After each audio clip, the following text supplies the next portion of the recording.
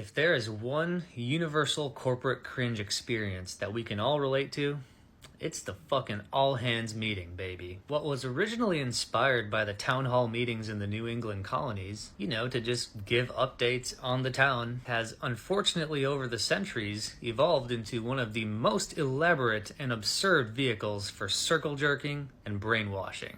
I could do a whole series on this, and I think I will, but it turns out the most cringe part of the meeting is actually before the meeting even starts. And especially in the time of layoffs. I mean, everyone's just filing into the call, just sitting there all sad and depressed.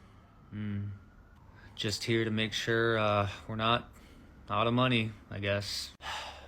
Fuck. And then, while everybody is basking in depression, HR joins the call, and very appropriately comes in with, "Hey guys, I'm gonna get some music going, shall we? I love this song." And you're all just sitting here like, what the fuck? Yeah, 3 of my best friends just got laid off and my job description changed, and I'm like super sad. Not really in the mood. And then leadership starts joining, and that's where it gets out of control. CEO joins with his fucking simp-ass background. Hey, hey.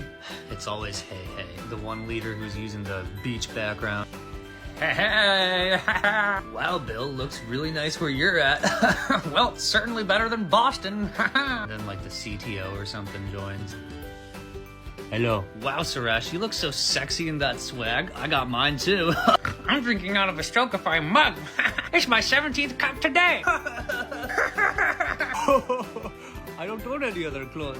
Oh, and then they start like roasting each other. Rob, what the fuck is that haircut, bro? Feeling 18 again. My wife hates it. And I hate her. Oh, and God forbid if you work in a real fucking frat house, they'll bring up some old, like, drunk story. My God, y'all should have seen Suresh last night after all those martinis. Oh, it was only 2. It was only 2, bro. Come on.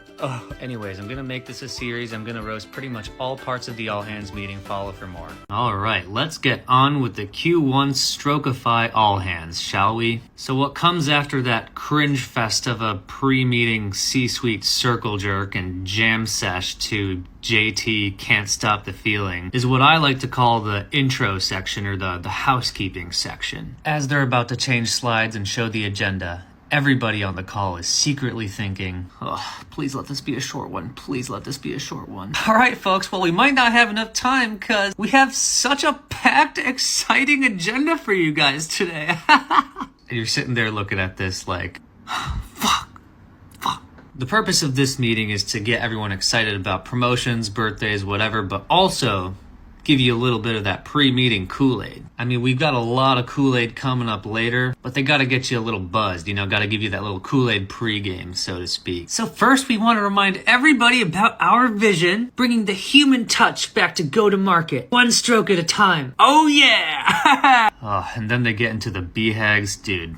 If you have never heard this term, consider yourself lucky. This year, Strokify's got some big, hairy, audacious goals. And this is where the Kool-Aid gets out of hand. I mean, this is like drinking Kool-Aid out of a beer bong. We're gonna 1000x ARR, 200% market share, 110% employee retention. Yes, that means they stay with us in the afterlife. More women in leadership, as long as they're white. I mean, these slides always read to me like comedy or satire. I think we all know none of this is gonna happen. Alright, after a nice Kool-Aid gurgling sesh, they do birthdays, mispronounce people's names. Jake Wilson and Ramesh Ramesh! Promotions, this is where you see all the insanely inflated titles people have at startups. Like, wow, Zach, good luck with, that career. Oh, and this is the best one, baby. Stroker of the Month. Embodies all of our core values, aka the award for the most overworked white person in sales or marketing. I'm just saying, I've never seen an Asian engineering manager get this award. Just saying. The most ironic and comical part of an all-hands meeting is by far when they announce the new leadership hire. So excited to announce our new executive hire. You're like, can we afford that? Our new CTO, Suresh Suresh! What the This is literally our 5th CTO in the last 3 years, and our 3rd Suresh. But guys, no, this Suresh is the real deal. This is one of the good ones. And they will make sure you are aware of that by putting his whole fucking resume on the PowerPoint. Bringing experience from the likes of Amazon, Tesla, and Infosys. Wow. The worst companies to work for. Cool. Nice. Put your hands together for Suresh! Hello everybody, thank you for warm welcome. My name's Suresh, but you can call me Seth. Some folks call me Big C. Yeah, Big C is not happening. I'm in Seattle area. In free time I like hiking, new food, movie. So excited to have the opportunity to join a winning team and a winning culture. Boy, they lied to you. Previously I was at Amazon. Yep, we know. And I promise you, Suresh, negative people care. They think sharing all this is gonna get you to give them that good gawk 9000. We have a great opportunity to capture the market. Yeah, Big C, we've been trying, and it's not working. Until today, we had many point solution. We're not just point solution, we are platform. We can be platform company. We will remove the technical debt. My guy, have you seen the code? Like, bruh, good luck with that. Foster cultural building, innovation, big data, machine learning, artificial intelligence. When in reality, he's just gonna overwork the living shit out of this department. Right after this call, he's gonna say goodbye all giggly and prayer hands. Thank you. Thank you. Then he's gonna hop on a call with one of his subordinates. Hey, Suresh. Hey! Holy shit. Shut up! Close the ticket! Oh, sorry. Okay. The biggest misconception about all hands meetings is that they're meant to give you updates. And I'm here to tell you it's not meant to give you updates. It's meant to tell you a story. So in case you didn't know, what usually happens in the days, sometimes hours before an all hands, the leadership team sits down in a conference room and faces the cold, hard truth. Based on the first 5 metrics here, I would say we are fucked.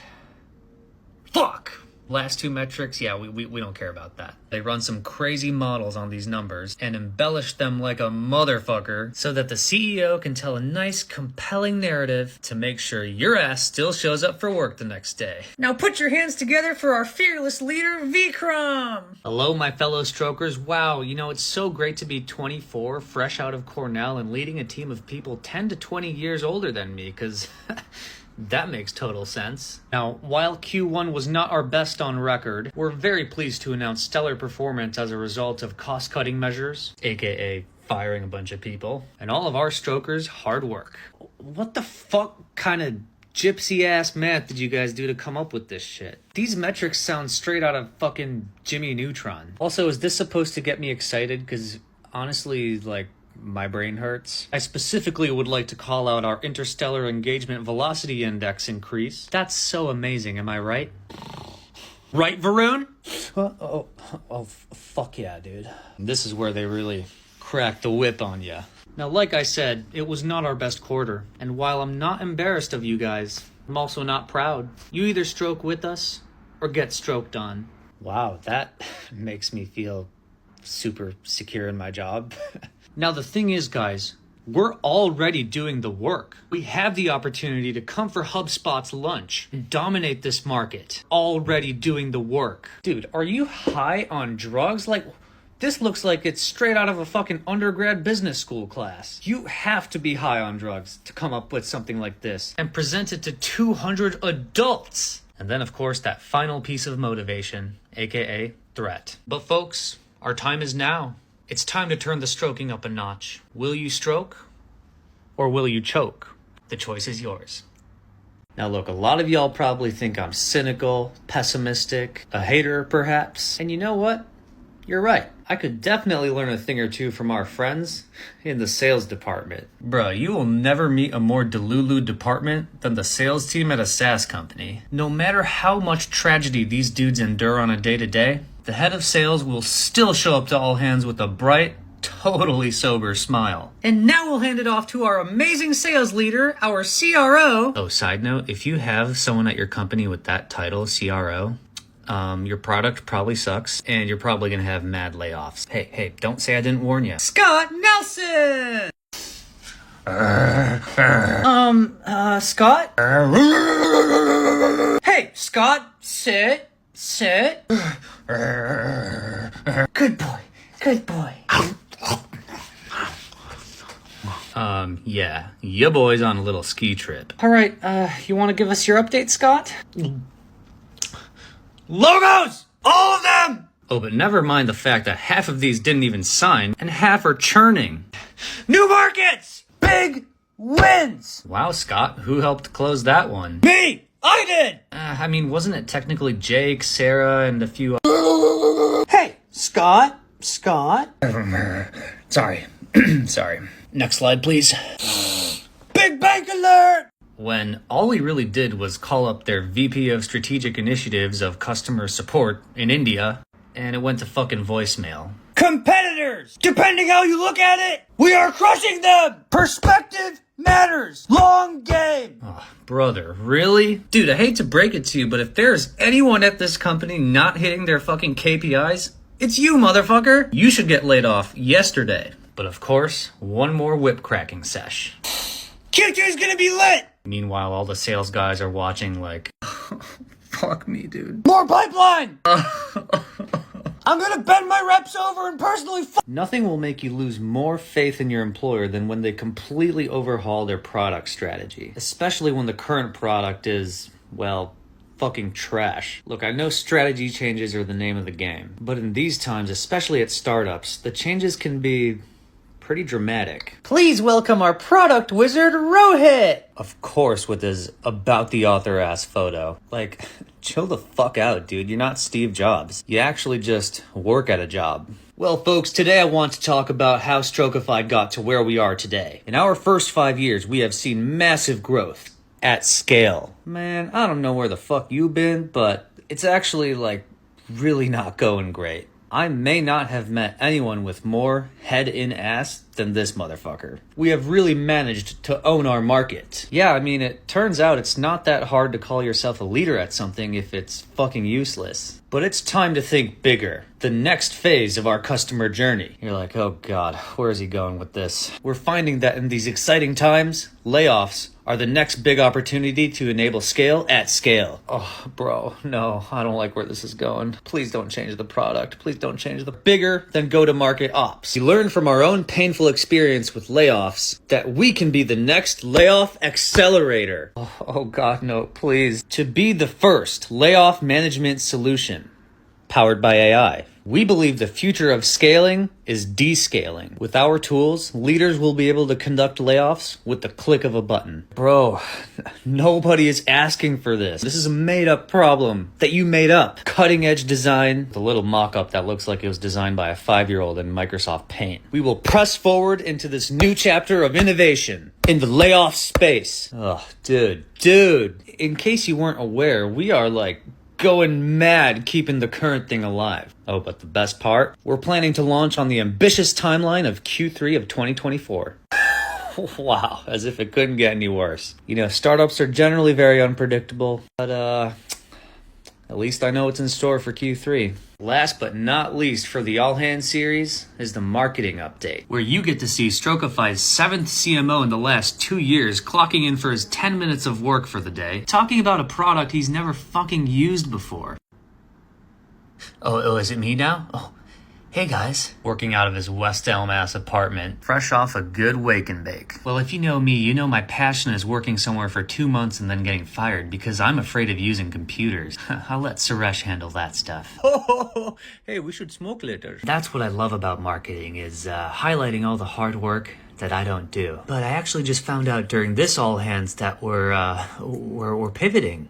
We just move so fast in startups, am I right? So we need to retell our story. So using ChatGPT, I came up with something very convoluted and unrelated to the product whatsoever. So what does automating layoffs actually do for the consumer? Well, it frees up emotional bandwidth that execs can use when they get fired themselves, and then they'll have to spend more time with their families, who they realize that they fucking hate, so they end up having an affair, and then they get a divorce, and then they lose custody of their kids. But they do get to keep the dog, which means more dog park trips, which means more dog humping, powered by AI. And so I present to you our new campaign, AI-powered mounting. Anyway, the website's updated, and I'm gonna go chill with you boys, Suresh. See ya. My brother and Curry, what's good?